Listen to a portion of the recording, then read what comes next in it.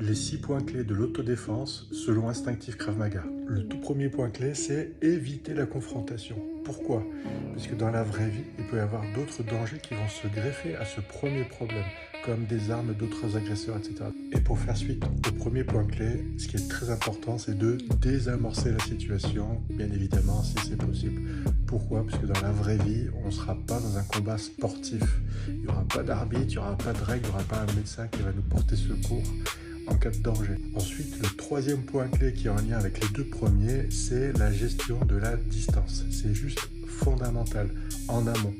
En amont, comme si jamais on bascule dans une situation d'agression physique, on n'a pas pu désamorcer, on n'a pas pu anticiper, etc., on va devoir gérer aussi la notion de distance pour pouvoir s'adapter avec certaines armes, notamment est-ce qu'on va frapper avec les poings, est-ce qu'on va frapper avec les jambes, les genoux, etc.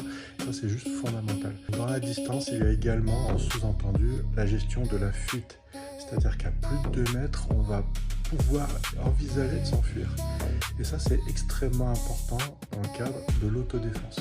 Ensuite, ce qui fait la particularité du Krav Maga et ce qu'on recherche nous à tout prix dans notre courant de Krav Maga, c'est cette réponse instinctive. C'est-à-dire que si la réponse est compliquée, avec le stress et la pression de la situation, ça va être extrêmement difficile de sortir une belle technique qu'on aura apprise par cœur.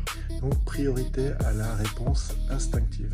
Enfin, et ce qui conclut chacune de nos techniques, y compris lorsqu'on est en situation de combat, c'est la gestion de la fuite afin de se sécuriser. Ça, c'est vraiment fondamental. On ne reste pas sur place, on s'enfuit dès que possible pour se sécuriser. C'est extrêmement important.